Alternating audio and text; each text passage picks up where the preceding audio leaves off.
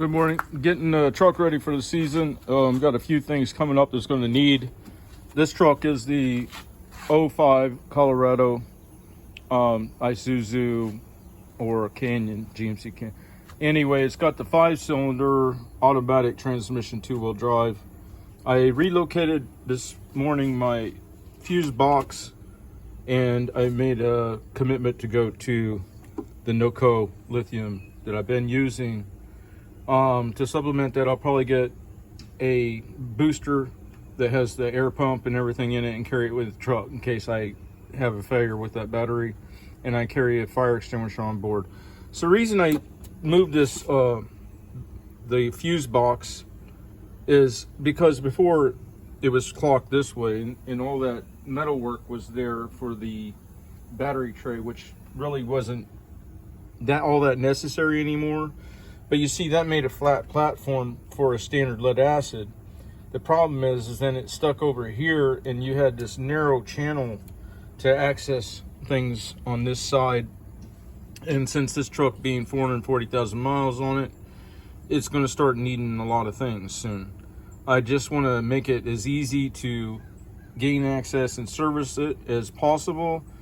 And I've got to re-terminate my ground for this side on the NOCO and re-terminate the 2 leads, one going to the alternator, it looks like, or maybe to the starter, and one to starter, I think, one to alternator. Anyway, re-terminate those with 2 eyelets. But there was one harness that did not fit with this orientation on the fuse box, and that's this little clip here. So I need to cut that and then solder in extensions, because the receiving end of it is over here on this side. But everything else did not seem to matter too much when I turned it. I did have to, release it from like some of its purchases to get the flexibility to rotate that box that way. But it makes up, and I got a few things to touch up on the steel, like there's a little bit of sharpness hanging over there, and I'll probably get a Sawzall or something, clean that up, and then I'll probably cap these holes so I don't get moisture from the wheel well where I drilled out the welds to take the plate off. But if you got a Colorado and you look under the hood, you'll see that this does give you a lot more access. And this is a work truck, so I don't mind hacking it up, I guess, if that's what you want to call it. But I do forecast I'm going to need to change out the steering rack. I did have to on my other Colorado, and this one's been leaking for a while. I do have a new valve cover coming, and it is actually, it just came in yesterday. It's the full aluminum one. So there's one seal that you don't have to worry about, where the normal aluminum valve cover joins this plastic tank where the fill port is. And that's one thing that prompted all this. It was starting to hemorrhage oil on the valve cover. To further make it more serviceable, I am going to look for a long tube intake plenum that maybe gets rid of the under hood air filter. Maybe it reorients it somewhere else. I just want to make as much room as possible, make it easy to work on, because here where I'm at, the mechanic shops are all booked up, covered up, and charging appropriately. I mean, when you've got that much business, you can pass on it. You start charging higher prices, and I don't want to be paying those higher prices, okay? So in order to make more real estate, that probably will go. I'm not a fan of aftermarket. I've had problems with flow rate on, I'm not going to name the names, but did a turbo, no, it was a blower, roots eating blower on a Tacoma, and it ended up that the flow rate on the wash and oil type filter was worse than your stock paper filter, and the people that wrote the piggyback ECU for it were telling me that was what the problem was. It ended up it was. So anyway, if I do aftermarket on that, it's going to be probably a pleated material.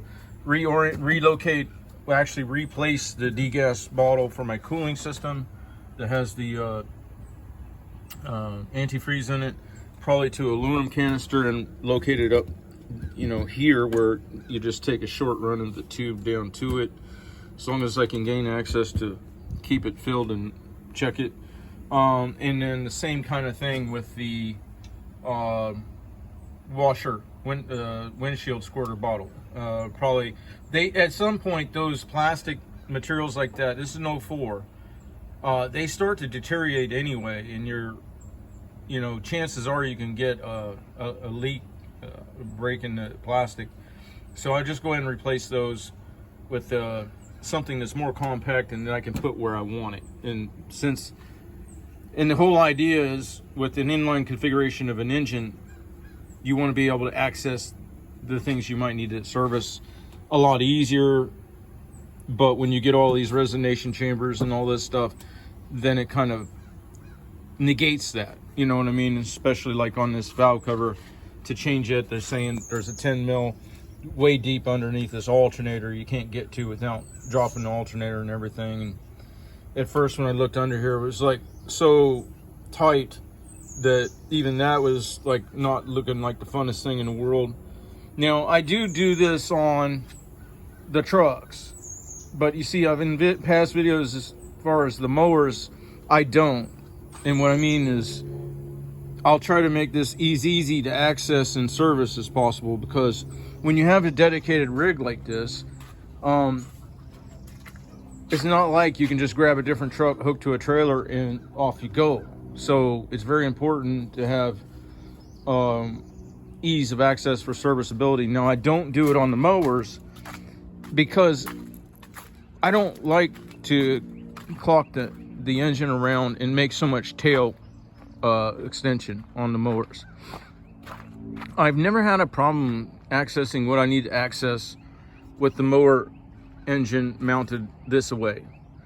There was, early when I was started doing it, I'd have problems with that inside spark plug on, it was a Kohler, I think. It kept fouling the plug.